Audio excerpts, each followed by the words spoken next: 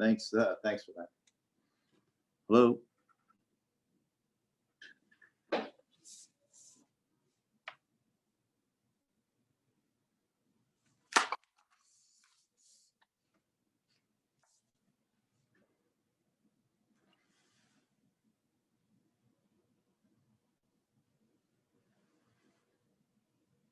Hello.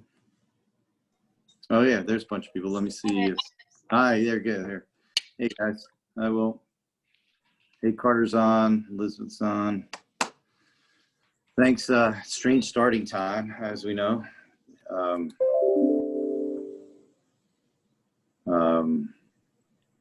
Let's give everybody an extra second.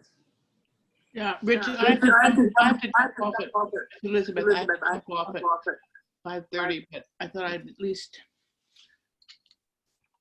catch up a little bit. No problem. No, I appreciate people making the attempt to join. I know Susanna can't do it; she has class, and I think somebody else wrote to me saying they couldn't do it. Who else? It was Kristen. Kristen said, yeah, she's something came up, but yeah, I mean, it's, you know, it's this. Usually, I like when we look back on things, and there's Shirley, yeah. Hi, Shirley. Hi, Cheryl. Usually, when we do recaps and things, I like it because you know, we look back and we see how much progress we made and all the new things that happened, and it's good to stop every once in a while and see all the positive, you know, the progress we made. But this year, for obvious reasons, you know, we haven't had that much, as demonstrated by the fact that many things we had on our list last year you know, are still on the list this year. You know, which is just not typical for us, and kind of just a little frustrating. So just to set the stage, I'll get started because, well, I'll give everybody one more minute. Thanks to, I think a few of you on here did go down and check out the new pier. Oh, there's Georgia. Hey, Janine, you really liked it. It's phenomenal. I've been there 3 times. Yeah. Will went by. He said it was great too. Yeah, I ran down yesterday and it was pretty cold, but there were already a lot of people out there. I like the lounge. I like the wooden lounge chairs. Those are. I like how you can hear the waves sort of lapping below the wooden lounge chairs. Oh. Yeah. And the view is spectacular, and it's quiet.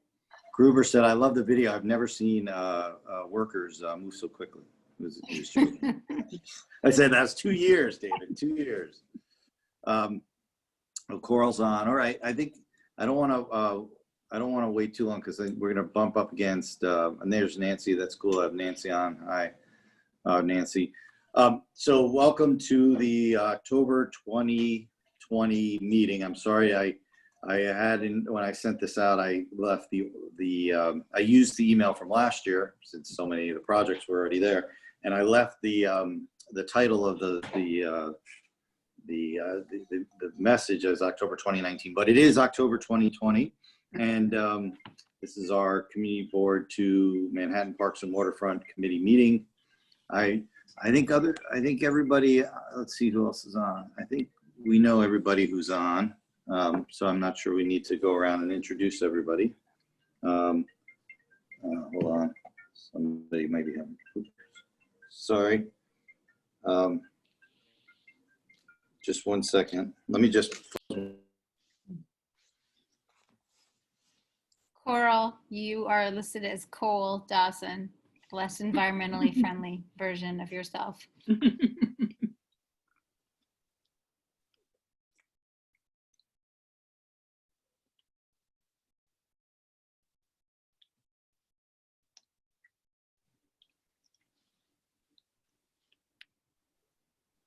Shirley, I got your question and I'll respond. I'm just gathering the link. All right. So so once you know, so each year all the committees, as you know, have to go through this process. Bob sort of forces really pushes us to do it, and it's important that we do it.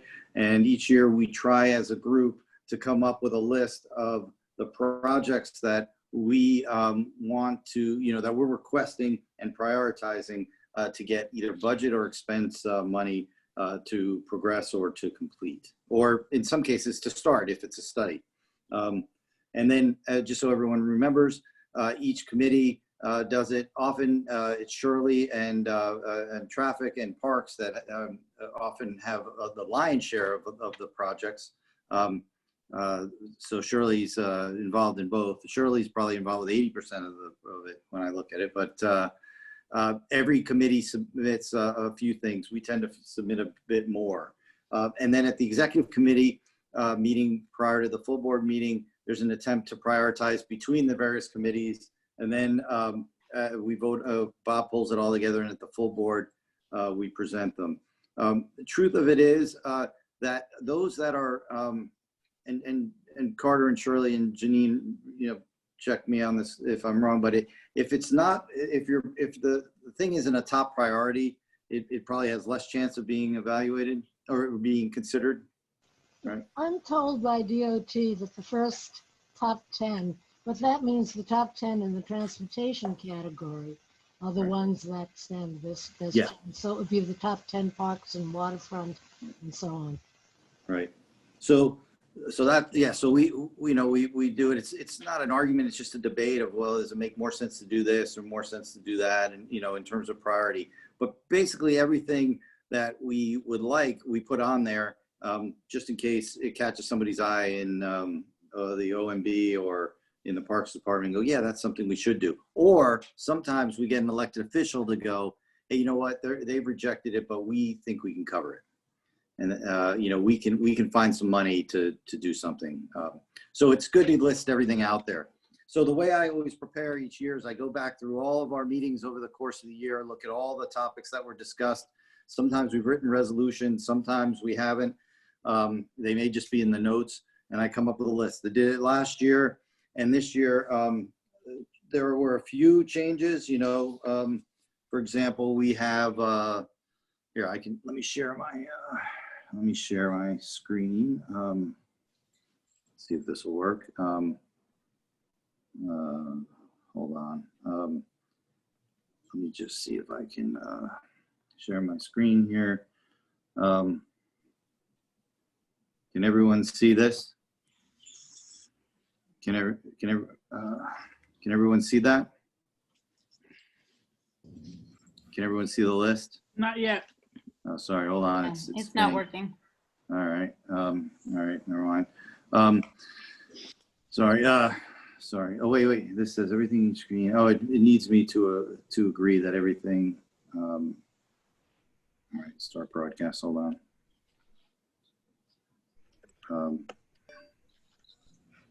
Let me see. Does that work now? No. Oh, good. Okay. Yes. So, one thing, just, as we look at last year, there were a few projects that got started that were on our list, but often, or the majority of what you're seeing here is stuff that we've asked for both last year and in some cases for multiple years. So what I'd like to do today is go through the list, see if anyone's got any changes, obviously any additions they'd like to add, and then secondarily any changes they would like to make in terms of priorities. And of course, ask any questions if you want clarification of what does this one really mean. The other thing that I sent around that I'll reference and I'll read it out if we go is we have the responses last year to from the city. It's called the adopted budget response to each of the requests that were made. And again, if you read them, many of them say, sorry, we don't have budget, or talk to somebody else, or try again next year. So I sent that around. If we need to, I can reference that again. But if you look at what's presented here, again, I've separated this into two groups, the capital ones and the expense ones. I've spaced it differently so we don't get lost. The capital budget requests are, as we see here, 1 through 10. We can go through each one, but I think we've been through these before. I would guess on the first one, and I defer to you, Janine, and Carter, and anybody else. I mean, we put Elizabeth Street Garden on there every year. I think it's more of a we're trying to make a statement about it. Every year, the OMB says, you know, why are you putting this on here? Department of Parks and Recreation does not maintain this facility, which kind of misses the point. But every year we ask them to allocate funds for the permanent preservation of Elizabeth Street Garden in its entirety on a land that's owned by New York City. And we ask them to transfer jurisdiction of that to the Parks Department so that the Parks Department could maintain it. And we explain, you know, all the things that we talked about in terms of the lack of open space.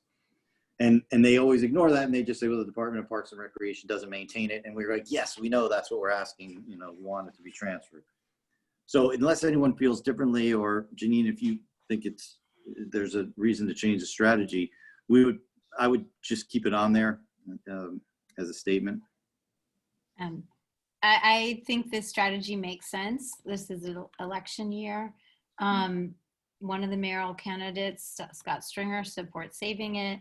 There's also there's going to be a lot going on with this, whatever's going to be proposed for the adjacent Soho, NoHo neighborhoods. So I think there's a lot of reasons to leave this at the top of the list. Okay. Thanks. If anyone else, please, you know, I think everyone's mics are on. I don't think I've held anyone up. But if it's... You know, Thanks, John. It's Coral. I'm going to speak in a little bit. I have like so many people around me. It's going to be impossible right now. Okay.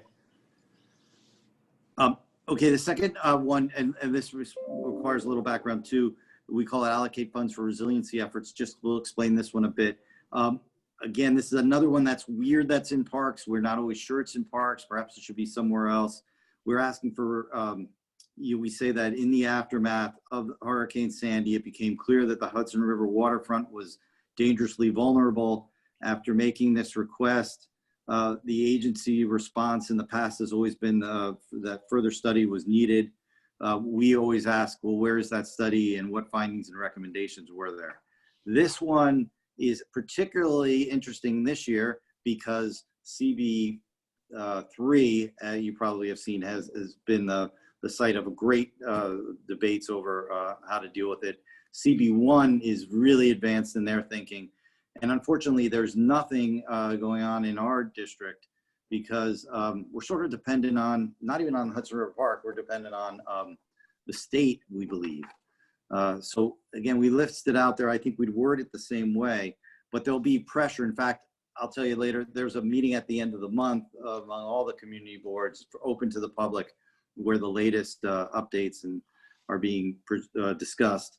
And it's uncomfortable because we don't have anything to say for ours other than nothing's been done. All right, so that's the explanation on 2. Explanation on 3, Mercer Playground. I actually had to go back and look at this because as you remember when we actually, first time, we saw the Mercer Playground design a few times. The first time we saw it, you know, was just to convey some thoughts and say that we didn't like the design.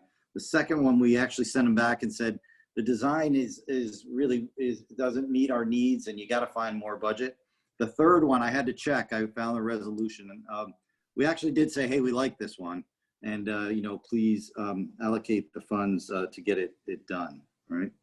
I leave it on here, but I'm going to check with Steve because we may not need to because the truth of it is, I think it may already be in process and it may already be funded. But I left it on here as a placeholder. Well, Rich, I just want to point out what we usually do with the Transportation Committee. There is a category called continuing support. And when the project is underway, we just put it under CS or continuing Yes, support. CS, yeah. So we might be wanting to do that with the Mercer. You're absolutely right, yeah. And thanks for reminding me. There are a few others we had in CS, like where do I have it? Outside the Little Red is a CS one, and there's a few others that we'll leave on the CS list. What else? Yeah, would probably so that's the one for Mercer. Vesuvio is not a CS. Vesuvio is one, and I sent around a little bit more details on this. Vesuvio is one where Coral you know, has led the discussion and explained that there hasn't been work done there in a long time. In fact, there was a design done in 2006 that really didn't get done, and the renovation wasn't really completed. Things have changed. Vesuvio is even more important. It's getting to the point where the features are kind of not functioning or broken or dangerous, and so we've been asking that we actually, as a priority, go through a process of trying to get this project done. Last year, does everybody knows the background on this one? I think most people know it. Last year, if you look at the register, they said the OMB said it's recommended that this request be brought to the attention of your elected officials, meaning they didn't think it was going to get funded. I think this year it's probably going to be even tougher. If you refer to that document I sent around where the parks sort of set the stage, I sent it this parks posting from the end of September saying, let's just set the stage as we go down this process. It's going to be tough to get anything done that's not already in process. But I think it's important, and that's why I put Vesuvio back there at 4. Rich, it's Coral. I appreciate that. And also, Parks has actually told me that for our community internally, Vesuvio is top of the list right now on their list as well. Yeah, I've heard that too. Okay. Yeah, so let's leave it on there. You know, and again, the first step in this one is you know, community visioning session to come up with ideas on how better utilize the layout and the underutilized space, right? So maybe we can get at least going on that because the cost wouldn't be that high. The next one is the Apolitos Recreation Center, and again, for everyone who's been involved, you remember, you know, there have been all sorts of requests to do a master plan, and then they're saying, no, we have to do repairs or it's going to be closed. And then, you know, we said, no, the repairs aren't good enough. And then they did the repairs anyway. And by the way, it's still closed, but not because of the repairs, because of, you know, COVID, I guess. So this one actually I think I may have sent it out on September 29th, we were told that this one, and Steve called me on this one, this is one of about 12 projects that did get funding to start construction on some improvements. I don't think it's in keeping with what we had asked last year, so we may need to change it a bit. What we asked for last year was a bit broader, you know, as we said, around more of we asked for a complete renovation, that it's a hub of activity, it's well used, and rather than partial measures to address recurring problems, we request that funds be allocated to reimagine the use of the center along with the repairs. I don't think we're getting the reimagining, but it looks like we're getting some repairs. So what I would leave in 5, I would like to reiterate the reimagining, if that's okay with everyone. Yes, I agree. And I will say, I was by there yesterday or the day before. The whole building's covered in scaffolding. So whatever work, that work has started, but that's basically facade repair and sort of safety issues. And no reimagining. Right, they have to deal with the facade. They have some issues with some of the aspects of the roof. They have the staircase problem, etc. Okay, so that was that's that one. The next one, number 6, Janine, you I think this came from you last year. This was allocate funds for repair needs at JJ Walker Courts and Park, right? These are tiny, relative to the other proposals. They are small dollar amounts. The netting above the handball court has been ripped for several years, so people lose balls into the swimming pool area. You know, obviously there's a lot more work the neighbors had supported putting a basketball hoop in the handball court. This playground and the ball field, the courts, the park, they've been really heavily used during the pandemic. You see people working out there all the time, particularly on the artificial turf. So my only thinking is that this has really become sort of a hub for the community. I was contacted by PS3 today. They want to figure out how to get more students using this space on a regular basis. So I don't know if there's a way to sort of push this around, is sort of push some of these repair things sort of So I think out there of is the starting. capital process Yeah. and get some of these fixes. That's it. That's Brad it. allocate this money already? Brad, I think this was the money that Brad allocated for the for his participatory budget. Okay. From Oh, let me look at the. I can look that up right now if you want. Yeah, please do. Yeah. Yeah. I thought you were going right where I was going with this, Janine, which was, let's see if, I think we have a better chance of getting it addressed if we put it on expense side, because they have a thing, that's, what do they call it? They have a budget for parks that has allocations for this type of work if we define it as expense. And then it's just a matter of getting specific locations determined or chosen by the agency. So that's the one. So that's what I would like to Yeah, do and with this one. so Brad, I have the press release. He's $62,500 to convert one handball court into a basketball court. Repair or replace the netting atop the handball courts. Repair or replace the scoreboard. Install no smoking signs in the park. That's probably the only thing that won't be that as effective. Okay. So, all right, let me figure out how to do it. Maybe we should, maybe we should. Continuing support. Yeah, or the repairs on expense, knowing that this stuff is already there. You know, this Brad stuff's already there. Right. Yeah. Can I say And I just shared the link. Thank you. Can I give my opinion on that? Yeah. Yeah, Okay. please. It just seems to me from what Janine was saying is that it's been really heavily used during the whole pandemic. And I think that's something that should be emphasized because in a sense, I mean, I'm doing that with some of the transportation things, that there are certain kinds of projects that are really necessary right now. And whatever way and wherever you put it, somehow I think it would be helpful if it can be phrased saying talking about the heavy use during the pandemic and how necessary these improvements are. I'll definitely add that. I'm going to just go a little bit further because many of you know I'm always pushing artificial turf, which I know is expensive. But when I look at which parks and open spaces are really being used, it's the J.J. Walker ball field, and it's being used by all ages.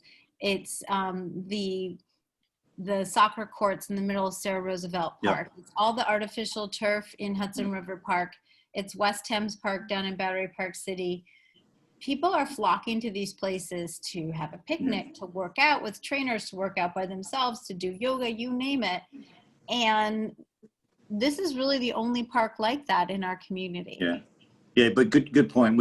Some people think of it only as a baseball thing, but obviously there's so many other things that get done there, you know, not just in a structured way like soccer used to dusk, but also the other. And it was unpermitted, you know, until this fall. So it was really used, you know, all the time. Right. Well, I'll put that in the larger write-up, but I think again we'll take Brad's part as the capital piece, and then we'll try to get the funding in a less, perhaps easier way to get through, which is the expense budget, which is just allocation of expense to it. The next one is one that we did with Shirley. This was allocating funds for this wall. It's hard to describe if you guys don't remember. It's on West 4th and 8th Street on the triangle there. It was to match one that's diagonally across the street. Yeah, everybody remember this one? Yeah. Yeah, I liked it. There's also a memorial to a former community board member. There's a plaque there or something. Reggie Fitzgerald, his name was. Yes, yeah, which I did, which is cool. But this one we put in last year, allocate funds to have the wall removed and have it match the design on 8th. It's on 8th and Jane, diagonally across the street, which is flat. They said due to fiscal constraints, the availability of funds is uncertain. It doesn't seem like a huge one unless anyone has a problem with it. I would tend to want to keep it on. This was one that we put into the PB process, by the way, obviously until it got canceled this year, but we were working on this one for that. Okay. All right, good. Yeah, let's keep it out there. Maybe it's one that will get picked up, you know, by somebody, including elected officials or something. At some point, it potentially is dangerous. It seems to collapse. Not that it would fall on somebody, but Yeah, a lot of the bricks are loose and fell Yeah. off and whatnot. That's it. Yeah. I didn't know, so, okay, that's that one. Next one's time landscape. I put a little more description on this one. This was one that Georgia raised last year. I think she raised it at this meeting last year. And then in November, we had a broader conversation about it, which I sent out again in an email if everyone recalls. Again, maybe this is one we had been asking to rethink the area completely when we wrote it here. But there was also, and Georgia, maybe you can give us an update. There was also just aspects of repairing the fence or replacing a fence because it was it was a gathering place. Yeah, I mean, I'm a little bit hesitant about the rethink the area completely because part of that conversation focused on removing the fence and making the area fully accessible, which is not the design intent of the time landscape. And I think that needs to be honored. But setting that aside, the fence, I live on this block and the fence is in really terrible shape. There is a community person who has a key and is there several days a week. I remember Steve and Steve saying that there was potentially money for this. Yeah.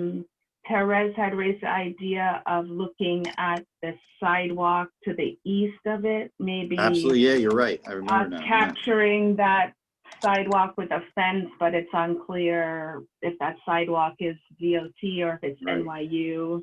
I think at the minimum, Brad funded this one. I think this was also. He did.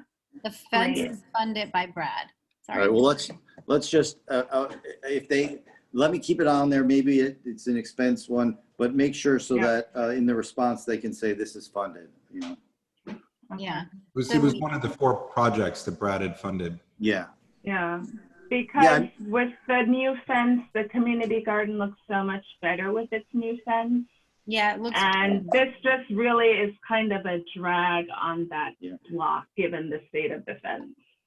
Well, that's good. And you reminded me that is another project that did get done this year, although maybe not exactly the way the community wanted. There was some debate. It does look better. I agree.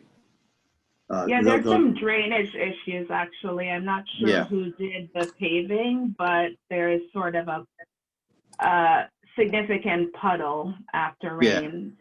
Well, and that reminds me, that's one that I would like, that we might want to add as a new one this year under expense, or I can ask if that's one that would benefit from being added to the list of expense requests. All right. The drainage issue at the community gardens. Yeah, it's a shame that there's an issue there, given how new the repair is. Yeah, and you sent me the photos and we shared them. But maybe if it's on the list, it'll help.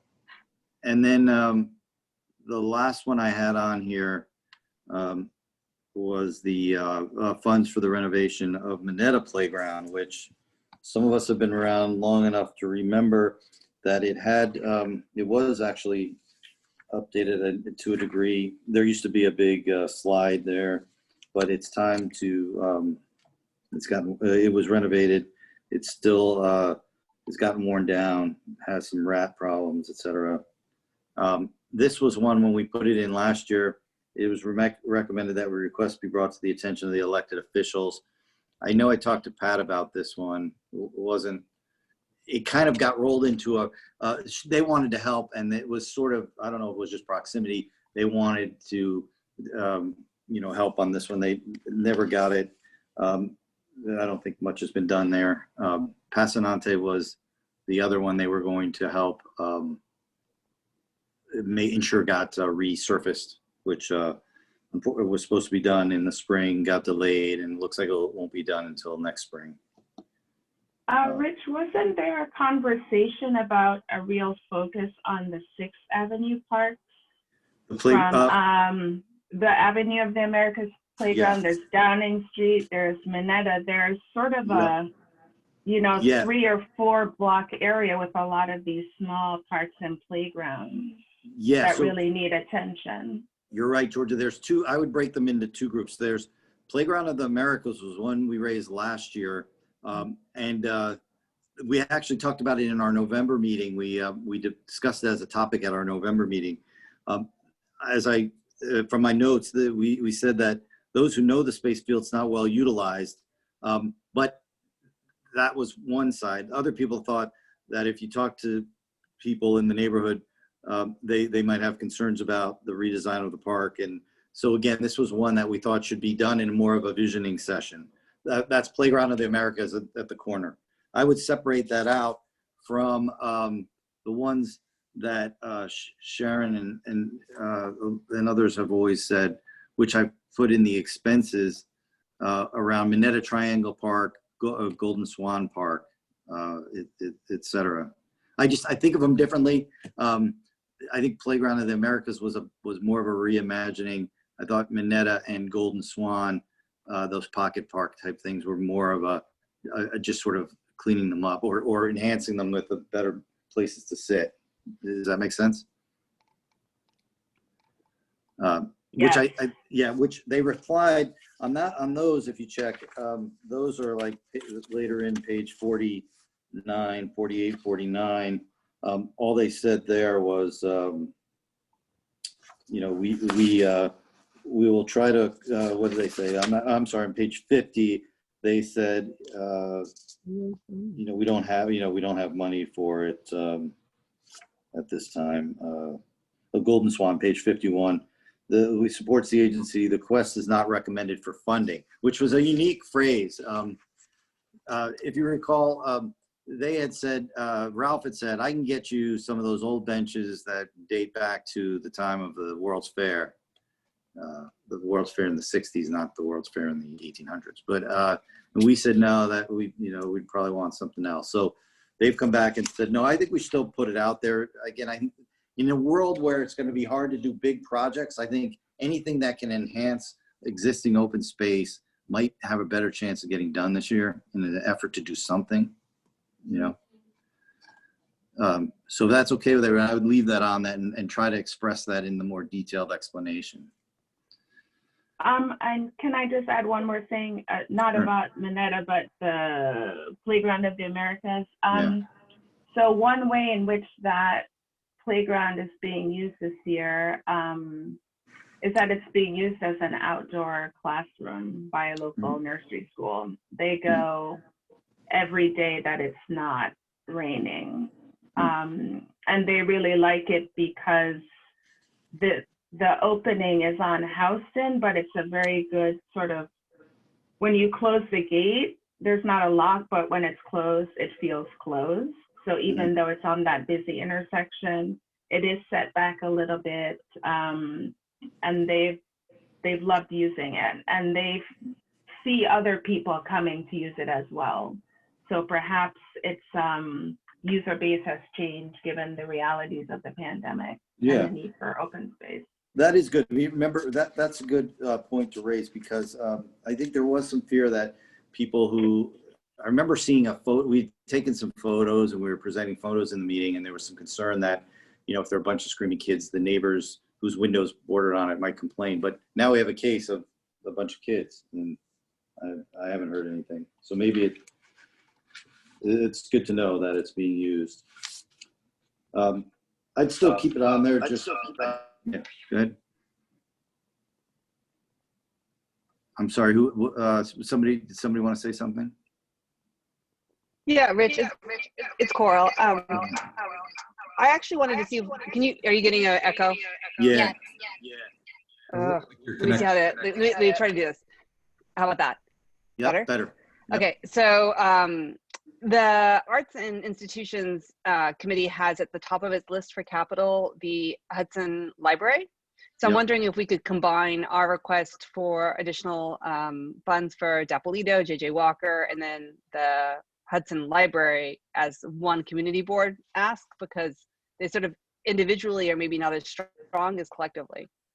Yeah, I'm pretty certain we tried that before, Coral. Do you, am I? I don't, yeah, I remember like 3 years ago, but I don't know. Yeah. Whether, and maybe it's different funding, but like it was, you know, the one for the library now is asking for like a huge amount of money for an elevator. Whereas like right now you can check out books on the first floor and it's been awesome because normally you can't go to the first floor and get the books. So like, it's a lot nicer to be able to walk in, or for even families to be able to, you know, with strollers and someone else to just to go straight in instead of like having to go into an elevator to go to the second floor, or, you know, traditionally climb the stairs.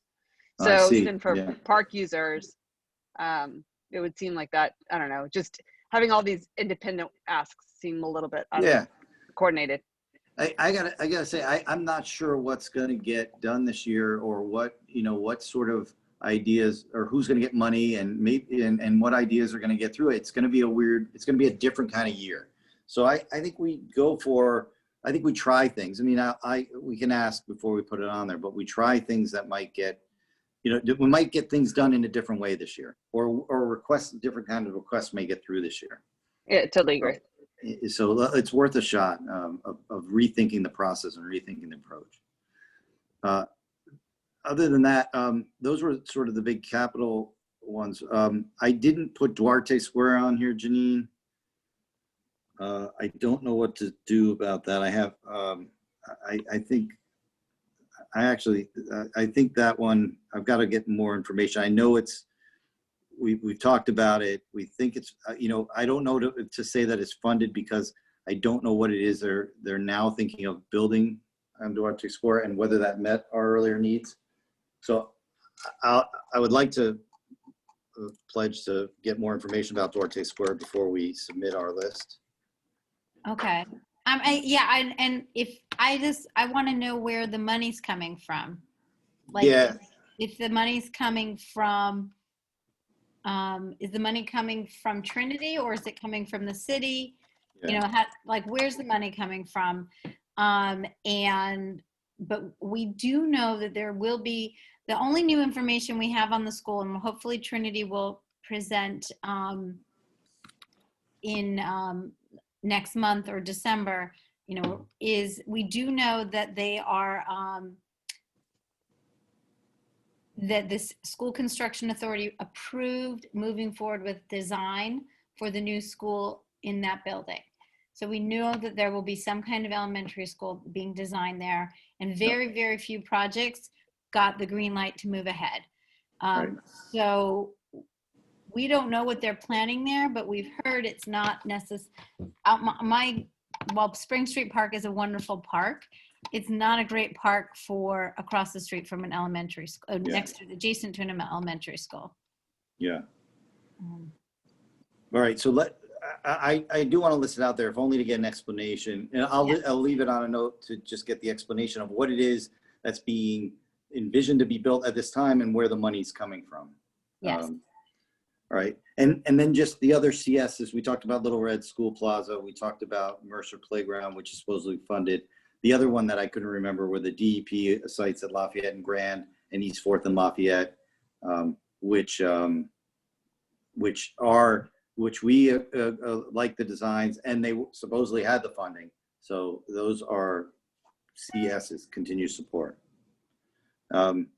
Anything in the expense budget requests, you know, these are pretty, I don't think anyone, you know, has any issues. Well, you tell me, can everyone see the list of 10 there? It runs from effective rat control to planting new trees, et cetera. Hey, Rich, you know, since the Parks Department has cut a lot of their budgets this year, should we be focusing in on any of the top expense requests here for things that they have trimmed that we think are important? Yeah, so let me see if there's any notes on that. Like you remember when they were, the Parks Department was talking about their garbage truck that goes parks, you know, if they start, that sort of garbage is a big issue, right? So, you know, well, that's a prioritization question. You're right. I mean, that should maybe maybe the frequent trash removal and the sanitary larger capacity bins, maybe that's the top expense request, you know? Yeah.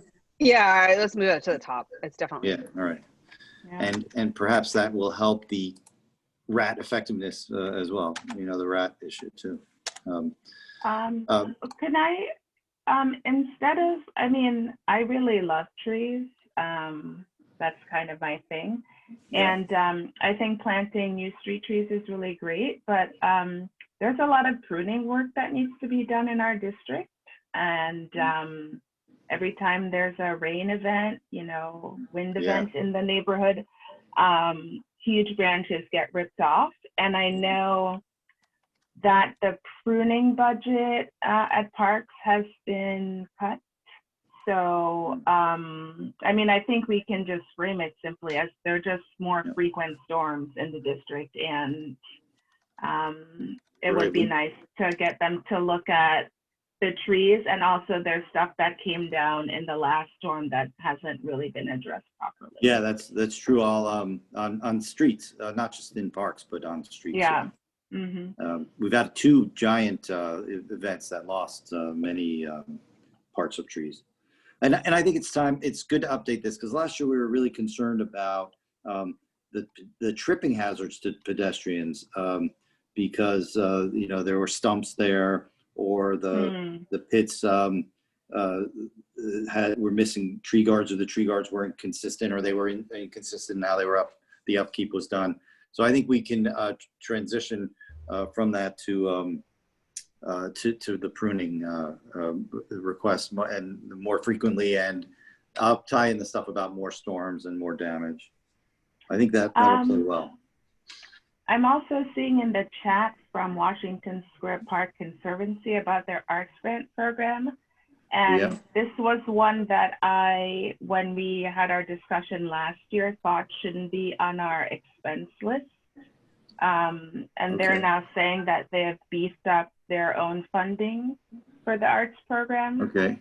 So even if we leave it on the list, could we move other district needs higher? Oh, good. Sure. Absolutely right. Yeah. I see it now. I see the chat. I had missed some of the chat because my screen was being used up, but that's good to know.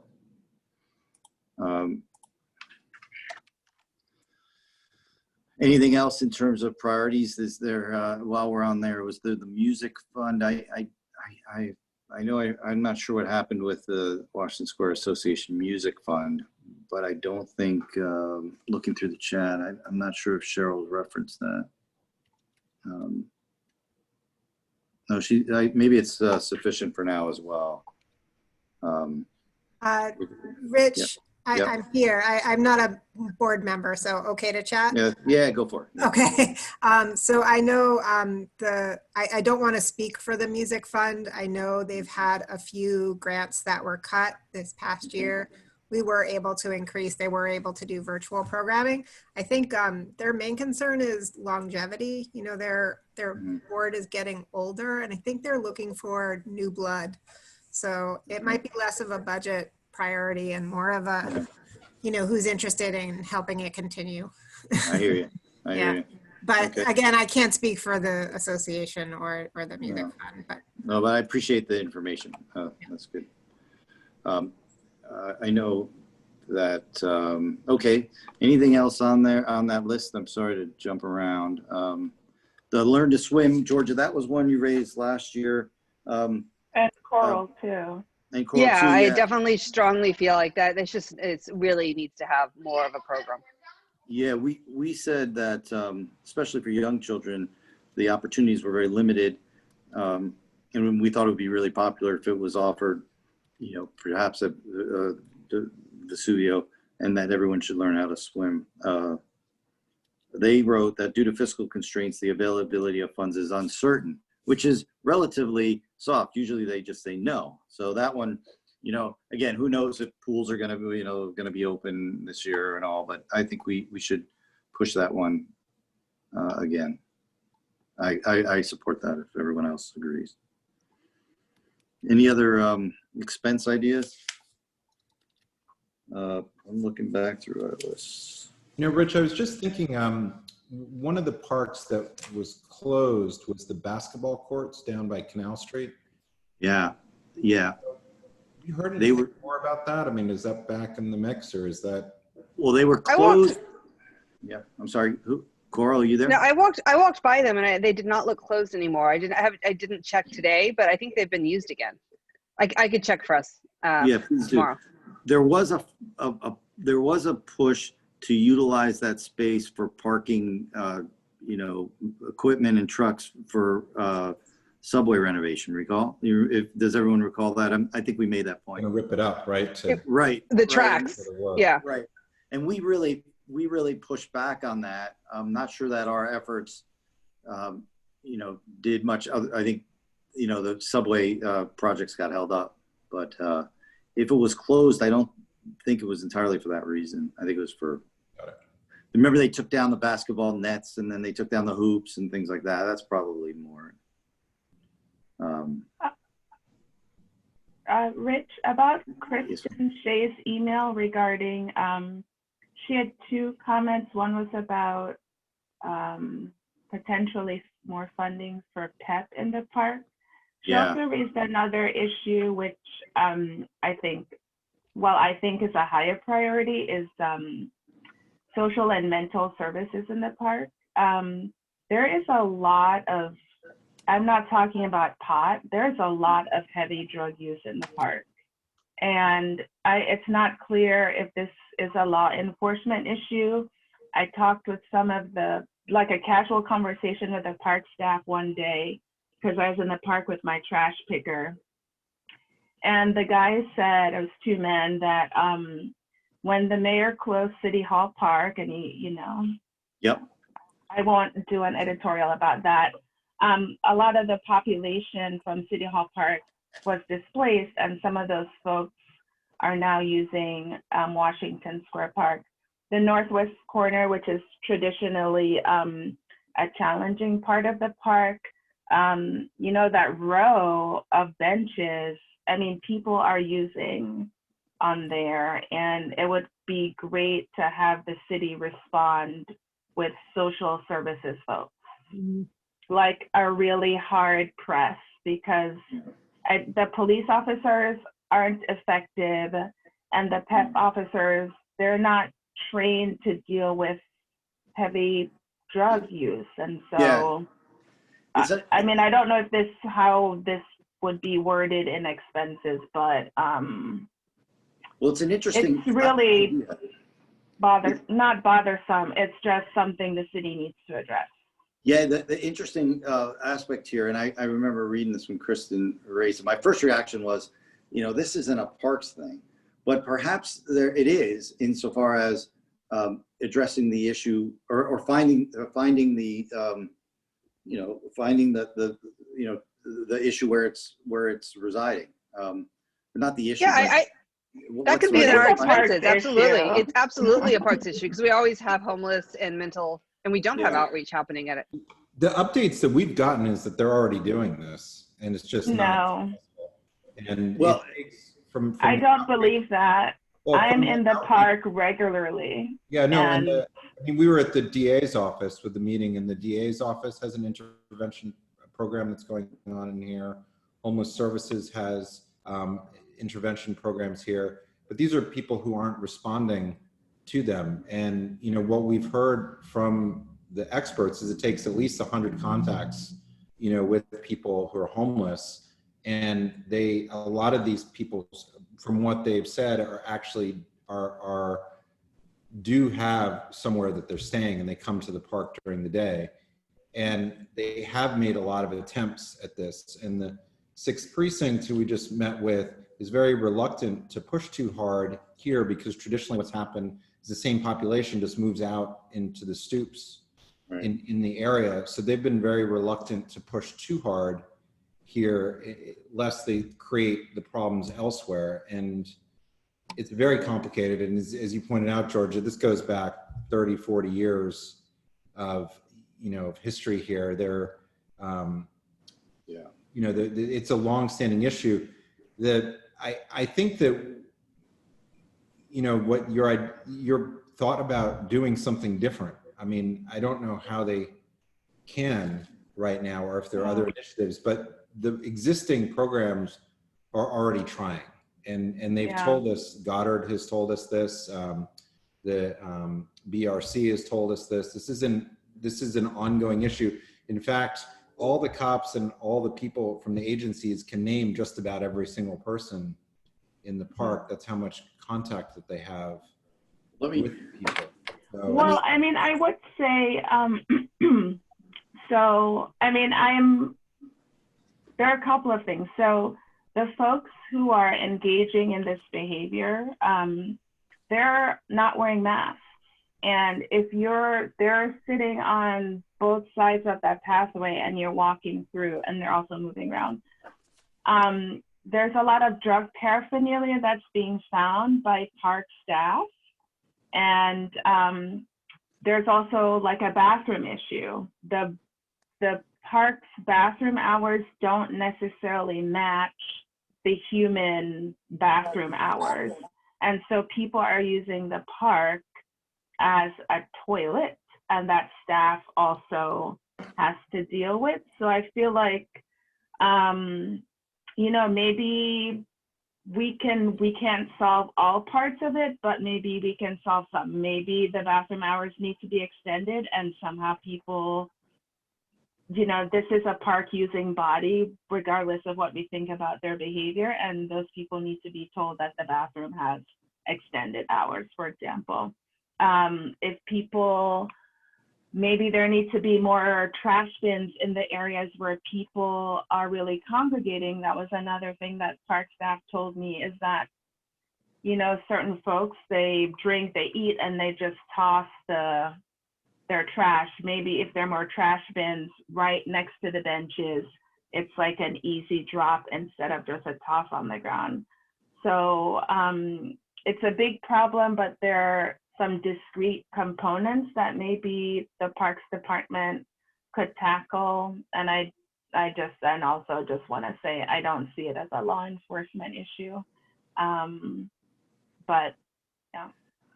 Well, let me pledge to put it on the list, and I'm sure it'll be brought up by other, you know, in conversations when we put together our full community board list.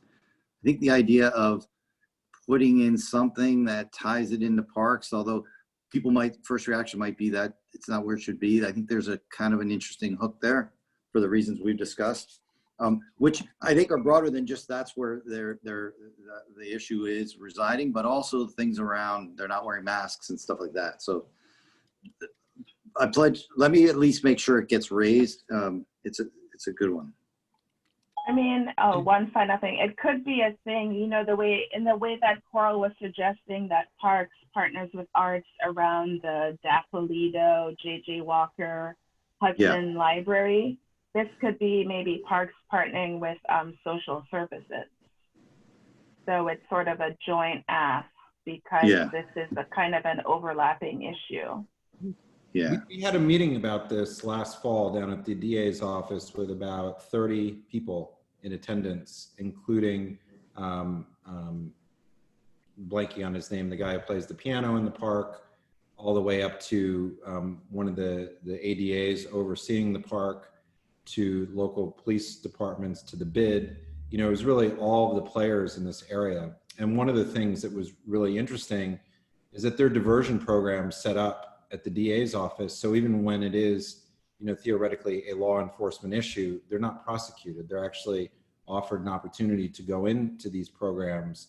And so there's a lot that's going on behind the scenes that we don't see in this area. And the frustration is that people don't want to participate. And that's really the key, is how do you get people to participate and want to help themselves? And there's truly, these services are there. We may not see them because the person going by just says, hey, so-and-so, what's up? And you don't even notice that that's a contact for them, because they're trying to create that trust level with them. And we heard a lot about that at that meeting. And so it's a very complicated topic. And, you know, and I just, you know, I think it'd be great if we can ask for funding for whoever is having the most success in that area. I just don't know what area that is. Yeah, but that brings us back to maybe parks, as again, as sort of strange as it might sound, maybe parks is the best place for those. Maybe that's been the most successful outreach. You know, it's good. It's a good idea. I pledge to put it on, and you know, Shirley and Carter and Janine and everybody, you know, we'll see it. I'm sure in others, in other committee submissions too. Rich, again, this is Cheryl with the Conservancy. Is it Yeah, okay to jump in? Sure. So I've been reaching out to Goddard and, oh, I always forget all the initials, CCSU, that's not quite right. You know, what we were discussing was that where we really start falling down, or they're kind of falling down, is just when they run into people with mental health issues and those experiencing drug issues, there's not as many places for them to go back to in the system. So, you know, they're pretty good at dealing with the homeless issue, and particularly in the pandemic, they've actually had higher placement because the places that they can offer them are actually a lot more comfortable than a regular shelter. But when you start hitting the mental health issues and drug issues, there's less city support for them. So this is something we've been trying to explore. You know, how one, we can either lend our voice or come up with some kind of something, you know, but it's a large issue. And so it's not just us, it's got to be a combined effort. So I think joining with social services could be helpful. I just want to also add with the bathrooms, if the community board thinks the bathrooms time should be extended, we do need staffing when the bathrooms are open, just because there are issues that if some of the field staff was here, they could kind of share with you just some of the issues they see, because what happens is the bathrooms start getting used for those purposes we don't want them used for. And so having both PEP and maintenance staff there is really important if there's the extension. Right now, we're not able to expand the number of full-time staff we have there, but you know, it's something that we would work to try to do if, you know, if the community board said they wanted the bathroom hours extended. All right. Matt, you raised your hand. Thank you, Cheryl. Matt, you've got your hand up. Was that? I guess the question is, are there any programs that could target homeless population in the park for jobs working at the park? We have, you know, yeah, that exists. That exists. I mean, like most of, it's something like a crazy percentage of a lot of the park maintenance programs are actually working programs, but you've had to gone through an entire process. You can't just go from the park bench to being a worker in the park. Right. There's a whole process, but there are extensive, and in fact, much of the maintenance staff has gone through these type of programs. Yes, yeah, I think that's true. I would just say again, if you haven't had a chance to read that statement, I sent it out that the parks put out. You know, a lot of it was stuff we had heard at our last meeting from Steve about, you know, the number of they didn't have to fire, they didn't have to do any layoffs, or they haven't yet, but they couldn't hire 1,700 temporary staff, and the only playground associate was the one at Washington Square Park, which, by the way, if you read it, they misrepresent as being funded by Shin, I think, and not by the Washington Square Park Conservancy, which I'm not sure why they did that. But anyway, any other thoughts of things we'd want to put in? Again, I'm realizing that, you know, is there anything I've forgotten? Anything that, you know, we've talked about? I'll send around the updated list. And I'll flesh out some of these as well. Yeah. I want to put something on everyone's radar. It's very, very, very early stage, but I don't want to have not mentioned it. I've been sort of looking around into what it might take to have Soho considered for recognition as a cultural site for UNESCO. And bizarrely, National Park Service has to make a city request on behalf of the city for it to get on that list. So at some point, if that ends up being a real discussion, it would come through parks. So I've reached out to Steve Simon to find out, because apparently he's the one that helps maintain that national list. as to what the process is for doing that. But interestingly, it is actually National Park Service that maintains the list for the country. Oral, could you repeat the first part? Sorry, I missed. Sure. So this is somewhat, it's definitely out there in very early stage, but I've been looking into what it might take to have Soho designated as a UNESCO cultural site. They have a history of not only designating natural wonders, but also city centers that are historic in nature, such as, for example, Salzburg. Right. So Soho, both with the history of the cast iron building since the 1890s and also the artistic community in the last 50 years, could have a very strong case, but it has not been presented. And to do so, it apparently has to be nominated or put on a list that is maintained by the National Park Service. And the National Park Service updates it every couple years. Apparently it was last updated 2017. So this is way out there, but to have the process start, it would actually come through parks. Okay. And Steve is the guy that they chose to work with the National Park? I called partnerships and it was Steve, so I emailed him yesterday to find out what the process is. Yeah, I was, Andrew Berman had looked into it some years before, and his work had come up with, this was the process, we didn't really know who at the parks, and so I asked, and it's actually, partnerships referred me to Steve as being the person that knows this process the best. He did build a relationship, I think, when they did the stone wall. Exactly. So, this was somewhat surprising to me, but I just want this to be on, way back in everyone's mind, but for people to be aware of it, because I may come back. Yeah, that's interesting. All right. And before we go, I think we got maybe a couple more minutes, and I know Janine's got education coming up. But Georgia, if you have a second, you had sent around something about the New York City Park launching a digital public engagement platform for community input sessions. I think you got everybody on the committee at the time, I think, was on it. But I've not had a chance to raise it. It was a couple weeks ago. Is there anything else you wanted to add, or if people had questions about it? No, I just thought it was, the reason I sent it, I know since we're being, with the pandemic, we've sort of moved online and we're trying to figure out ways to involve more people using technology. And since this is something that's happening, it might be a good tool even for the various visioning projects that we've discussed here. I see your point. Just helping people visualize what's possible, and if there are interactive features where people could manipulate space on their own, it would be interesting to see. If there was a small enough project in our neighborhood, like Vesuvio Playground would be, I think, perfect for something like that as a model project in the district. Right. I totally agree. And the Center for Architecture has all of that software and CAD, because they actually run regularly a program for kids of different ages on designing parks.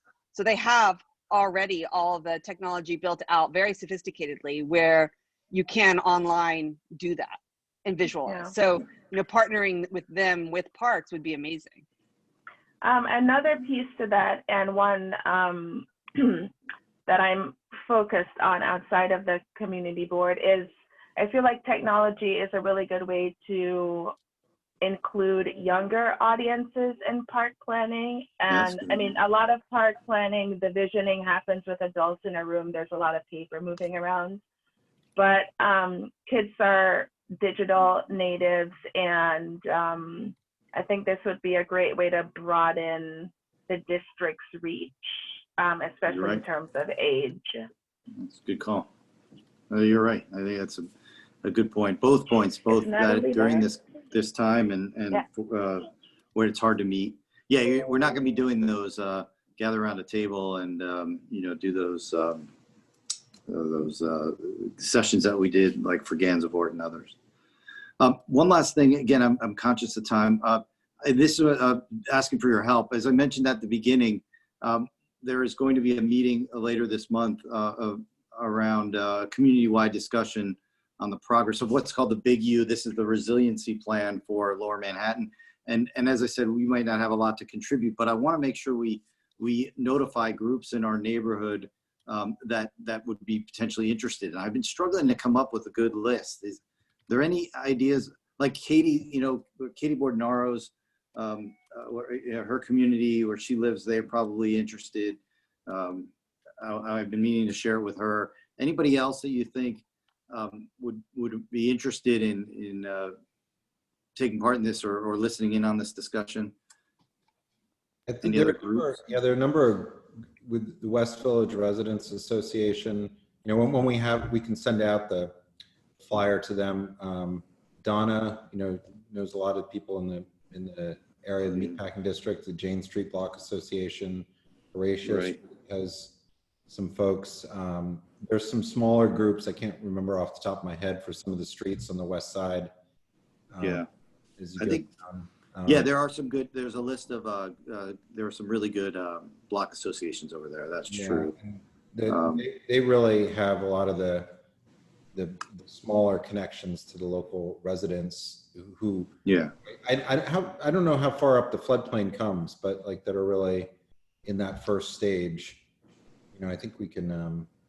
They'll have some good maps.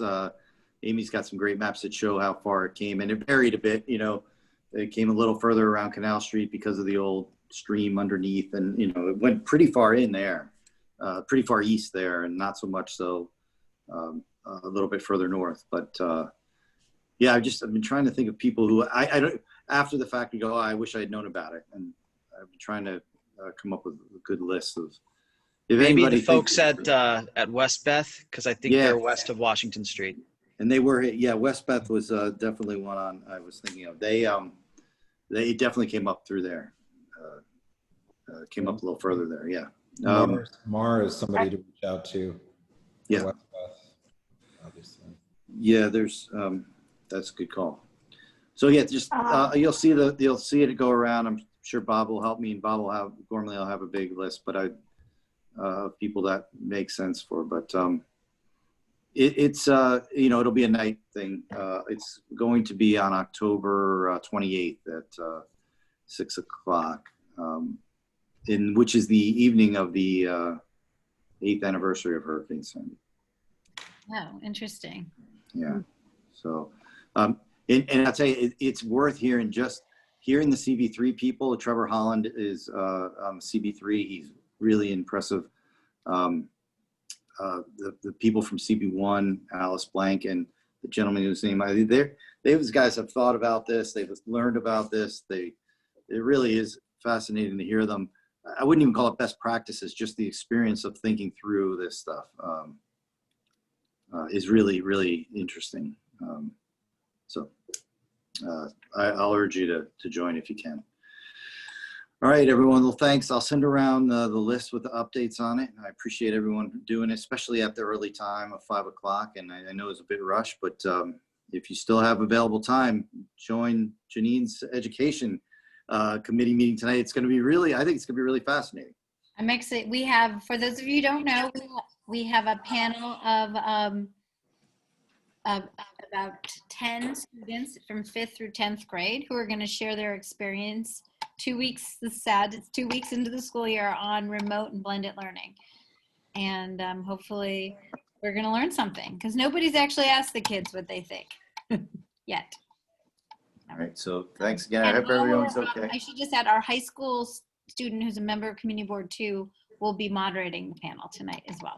So it's students on the panel and students leading the panel. That's worth the price of admission. $6:45, just so everybody knows. $6:45. Another off time. That's not our usual time. Yes, because our moderator had a midterm. Oh, is that what it was? I wondered why that was. But thanks everyone for being in. It's been a weird month with holidays, and there were some other committees that conflicted. So we really do try to stick to the first Wednesday of the month. But this case, I appreciate everyone understanding and showing flexibility, both on the date and the time. So see everyone, virtually see everyone soon. Bye. Hope everyone's okay. Thanks again. Bye. Thanks, Ray. Yep, bye.